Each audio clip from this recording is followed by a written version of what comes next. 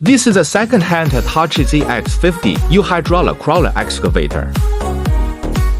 The ZX50U excavator is equipped with the original Yamaha TMV88 engine. The working weight of the whole machine is 5,170 kg. Power is 29.8 kW. The bucket capacity is 0.19 cubic meters.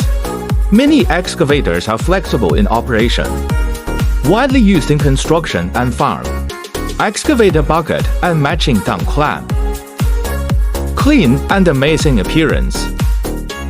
The core components are all original. Good performance, very flexible. Used excavators are more cost-effective.